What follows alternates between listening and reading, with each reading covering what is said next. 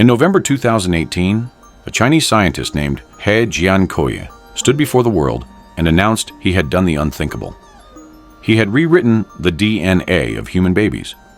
Twin girls, born with edited genes designed to resist HIV. The scientific community condemned him. The Chinese government arrested him. Then he vanished. But here's what they didn't tell you. Those babies weren't the beginning of China's genetic experiments. They were proof of concept, a demonstration that China had mastered the technology to edit life itself. And if you can edit babies to resist disease, you can edit diseases to target babies, or adults, or anyone with the wrong DNA. The story begins long before He Jiankui picked up his first CRISPR tool. In the early 2000s, while the world focused on China's economic rise, something darker was taking shape in laboratories across the country. The Chinese military had started pouring billions into a field most people had never heard of: genetic bioengineering. They called it biosecurity research, disease prevention, public health innovation. But declassified intelligence reports from 2021 tell a different story. China wasn't just studying diseases, they were designing them. The program had a simple goal that should terrify everyone: create biological weapons that could target specific genetic markers, viruses that would check your DNA before deciding whether to kill you, plagues that could tell the difference between friend and foe at the molecular level. Science fiction. That's what Western intelligence thought too. Until 2013, when something happened at a laboratory in Wuhan that changed everything. Chinese military scientists were studying coronaviruses in bats. Not unusual, bats carry many viruses. But these researchers weren't from the health ministry. They were from the Academy of Military Medical Sciences. And they weren't just studying these viruses, they were enhancing them. The research was funded through something called the Military Civil Fusion Program. On paper, it looked like civilian medical research. Universities, hospitals, biotech companies. But every project had a dual purpose. Every civilian breakthrough could be weaponized. Every medical advance was also a military advance. By 2015, U.S. intelligence was getting nervous. The Wuhan Institute of Virology was conducting experiments that blurred the line between research and weapons development. They were taking animal viruses and making them more transmissible to humans. They called it gain-of-function research, understanding pandemic potential. But why was the military so involved? Why were they funding coronavirus research in 2013, years before anyone had heard of COVID-19? The answer might lie with a man most people have never heard of. General Chen Wei, China's top biodefense expert. She's been called the Wolf Warrior of biology. In February 2020, just weeks after COVID-19 exploded in Wuhan, General Chen was suddenly put in charge of the Wuhan Institute of Virology, a military bioweapons expert taking over a civilian lab during a pandemic. The official story was that she was there to help develop vaccines. But Chen Wei's background tells a different story. She spent decades working on biodefense, creating antidotes for biological weapons. You don't become an expert in defending against bioweapons without understanding how to make them. Then there's the timing. In October 2019, just weeks before the first COVID cases, Wuhan hosted the World Military Games. Athletes from over 100 countries gathered in the city. Several teams later reported mysterious illnesses, symptoms that sounded exactly like COVID-19. But China insists the virus didn't exist until December. What if it did exist? What if the military games were more than just sports? While the world debated the origins of COVID-19, He Jiankui was sitting in a Chinese prison. Or was he? His 3-year sentence was announced in December 2019, the same month COVID began spreading. He was supposedly released in April 2022, but no one has seen him since. No interviews, no public appearances, no social media. His colleagues whisper that he never went to prison at all, that his arrest was theater, that he's working in a military facility, applying his gene editing skills to new projects that make designer babies look like child's play. Because He Jiankui didn't just prove you could edit human genes. He proved you could do it in secret. Those twin girls were born in 2018, but the world didn't know until he announced it. How many other experiments happened without announcement? How many other edited children exist? And more importantly, what else has been edited? The CCR5 gene that he modified doesn't just affect HIV resistance. Scientists have discovered it also influences brain function, memory, intelligence. The Chinese military has been obsessing over cognitive enhancement for years, creating smarter soldiers, better pilots, superior commanders. But there's a darker application. If you can identify genes that affect intelligence, you can identify genes unique to different populations. Genes more common in certain ethnic groups. Genes that could be targeted. In 2017, Chinese military researchers published a book called The Science of Military Strategy. Buried in the technical language was a chilling statement.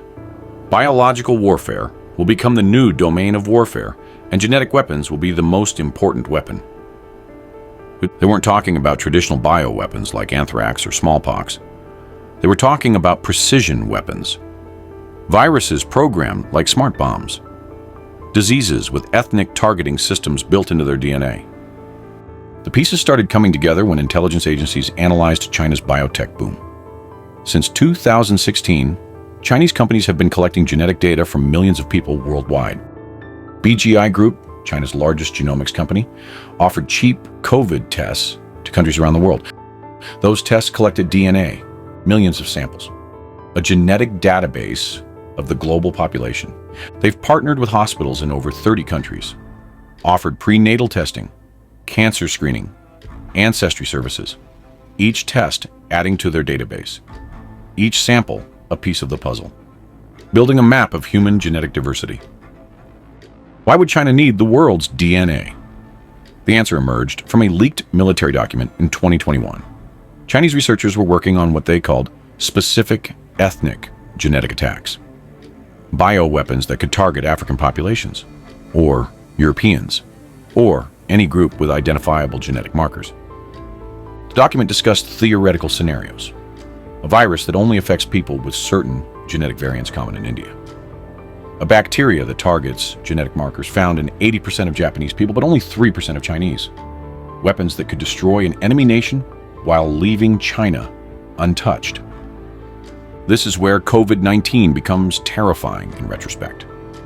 Not because it was ethnically targeted, it wasn't, but because it proved something crucial. A virus could spread globally in weeks, shut down economies, kill millions, and no one could stop it. COVID-19 was indiscriminate. It infected everyone. But what if the next virus isn't? What if it's programmed to check your DNA first? The Wuhan Institute of Virology is still operating, still researching. In 2021, China passed a new biosecurity law that classifies most biological research as state secrets. International inspectors are banned. Foreign scientists locked out. Whatever they're working on now, the world won't know until it's too late. But there are clues. Chinese military publications discuss genetic dominance, using bioweapons not just to kill, but to alter enemy populations. Viruses that cause sterility in specific ethnic groups. Bacteria that trigger genetic disorders. Weapons that work across generations. He Jiankui proved you could edit human genes before birth. His disappearance suggests his work continued in secret. Combine his techniques with China's genetic database and military bioweapons program, and you have the blueprint for a new kind of warfare. Former Chinese military doctor Yan Li Meng fled to the United States in 2020. She claimed COVID-19 was engineered in a lab. Most dismissed her as a conspiracy theorist, but she said something that haunts virologists. COVID-19 is just the first. They have more viruses. Viruses designed for different purposes. What purposes? In 2023, Chinese researchers published papers on therapeutic viruses that could target cancer cells. The same technology could target healthy cells. They're developing viruses that can cross the blood-brain barrier. Viruses that could, theoretically, alter behavior, change personality, affect decision-making. The strangest part is what's happening to China's top bioweapons researchers. At least 12 have died mysteriously since 2020. Accidents, suicides, sudden illnesses. Were they silenced, or were they test subjects? Dr. Zhou Yusen filed a patent for a COVID-19 vaccine in February 2020, suspiciously early. He died in a fall 3 months later. Liu Bing, who worked on genetic targeting, died in a lab accident.